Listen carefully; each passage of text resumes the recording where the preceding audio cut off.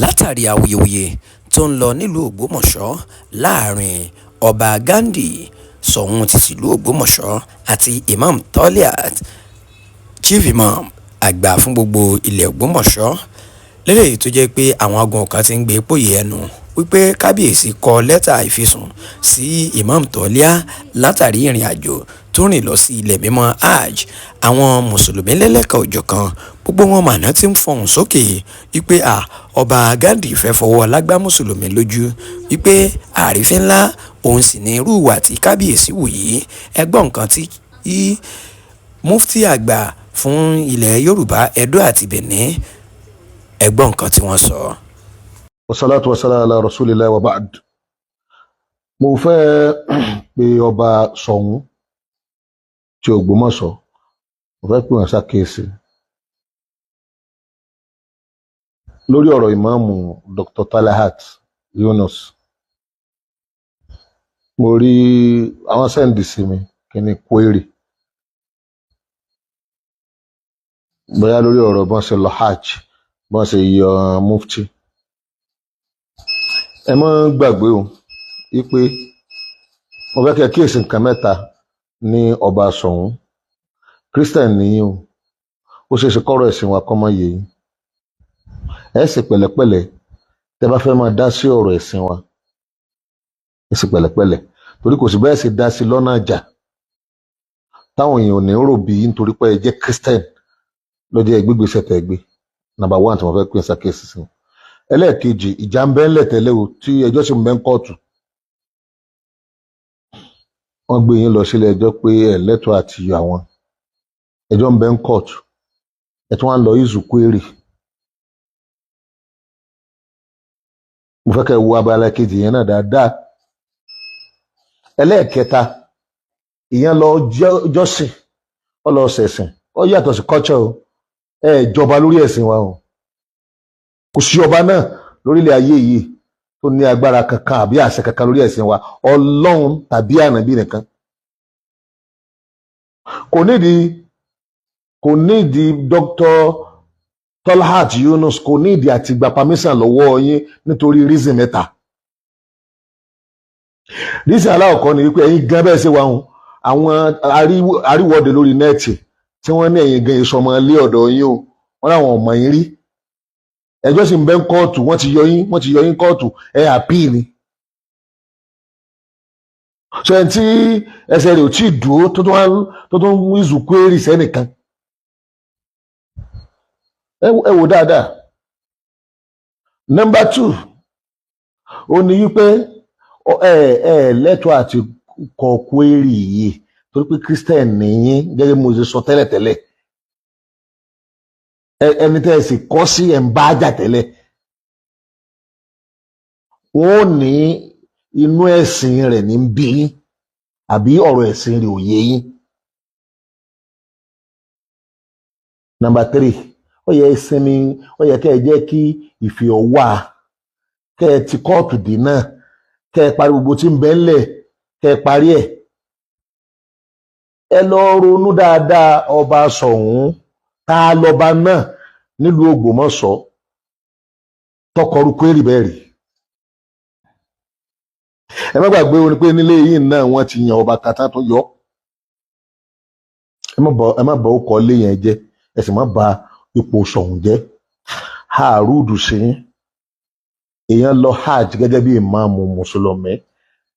Kò sí ọba kankan tí Islam ń bẹ lọ́wọ́ rẹ̀ àbí lábẹ́ rẹ̀.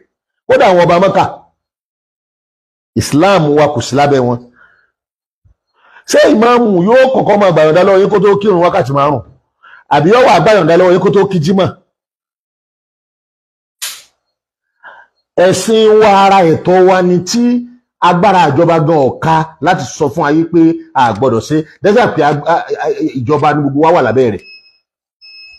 Òfin ìwo lẹ́rù bẹ́ẹ̀ níná, òfin ìwo lẹ́ ní tó ju òfin Nàìjíríà lọ.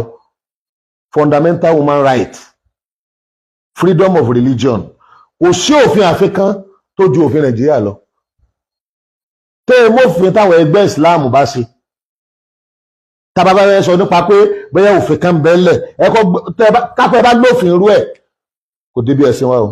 Islam ni ìmáàmù ń ṣe, Islam là ń ṣe, ara Islam ni hajj kì í sara kọ́chọ̀, ẹ jẹ́ ọba lórí Islam tẹ́gbọ́ ẹ lè jẹ́ ọba àlú o tẹ́ bá fẹ́ ṣe ọba àlú yín kódà Nàìjíríà gan tó jẹ́ aláṣẹ ìjọba Nàìjíríà tó jẹ́ aláṣẹ kò lágbára lórí Islam wa, ó fún wa láàyè Islam wa ká sí. Kábíyèsí ariwo ti pọ̀ jù lórí yín láìpẹ́ tẹ́ ẹ bá ṣọ́ra gbogbo àwa mùsùlùmí máa jáde. Ìmáàmù tọ́lọ́ yàn fún yín ń bẹ̀ yẹn, tọ́lọ́ yàn fún yín ní Ògbómọ̀ṣọ́, ìmáàmù gbogbo àwa mùsùlùmí ilẹ̀ Yorùbá ni. Tí nǹkan kan bá ṣe kò sí ìlú náà láti ní jáde láti sọ fún ìjọba. Kódà tẹ́ ẹ bá lọ rọ intense ń fún yín ju ọ̀sẹ̀ kan lọ, àwa mùsùlùmí ilẹ̀ káàárọ̀ oòjíire á jáde á wà tọrọ lọ́dọ̀ ìjọba pé kó stop yín. Bóyá mo bá ṣe ni kọ́ yọ yín àbí kó fún yín lànà bẹ́ẹ̀ ṣe máa ṣe bẹ́ẹ̀ mọ ìlànà tó yẹ kẹ́ máa tẹ̀lé.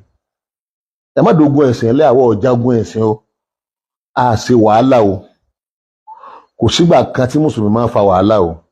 Mo dẹ̀ sọ fẹ́ yẹn mùsùlùmí ìlú Ògbómọ̀ṣọ́ náà yìí pé kì í sọ̀rọ̀ wàhálà lèyí. A fún ọba ní ọ̀sẹ̀ kan péré kó kó ọ̀rọ̀ ẹ̀jẹ̀ àrífín iná ní kí wọ́n máa sọ pé ẹnìkan sọ fún un kó tó lọ ájì. Ta ni ọ́? Ta ló ń tọ̀hún? Kọ́ ọmọ gbàyànjá lọ́wọ́ rẹ̀ láti ṣe Islam tí a. Ọba kankan ò jẹ́ ọba lórí Islam wa. Ẹ lè jọba lórí ìlú tá a jọ wà.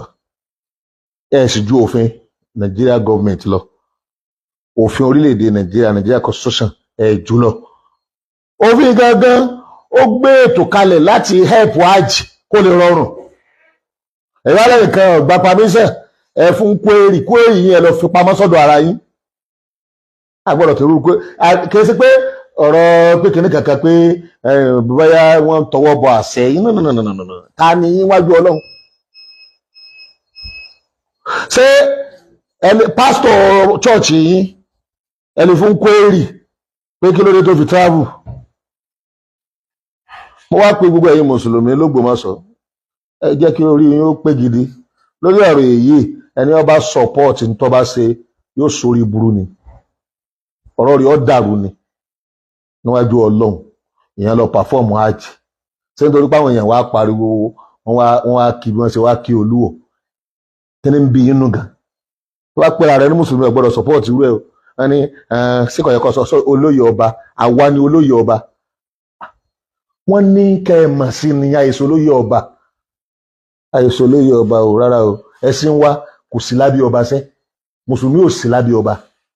Àmọ́ tá a bá jọ wà ń lò wọ́n fi yín ṣe ọba iyì, wọ́n kàn kì í ṣe ọba òfin, kì í ṣe ọba aláṣẹ péré tí ń bẹ Nàìjíríà òun náà ní ìjọba.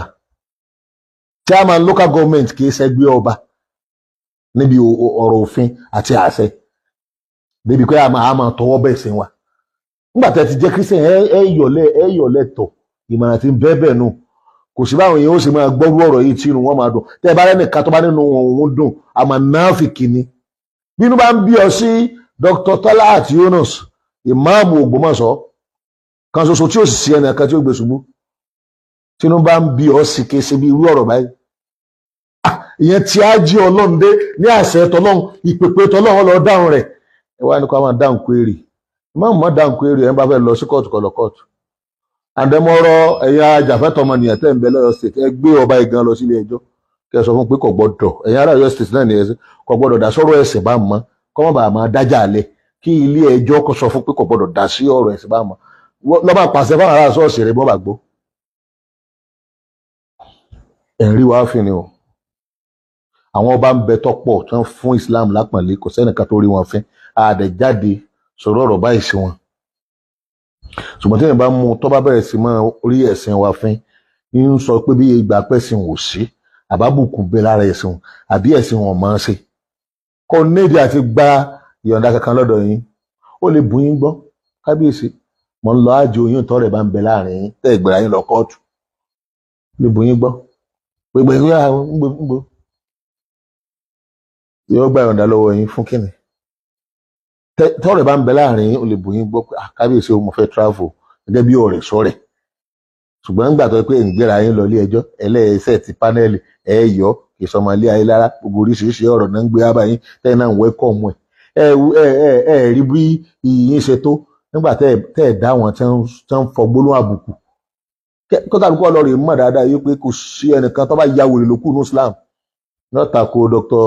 Yunus Taliat oyè Islam oyè ìmáàmù kì í ṣe ilé alára lónìí o wọn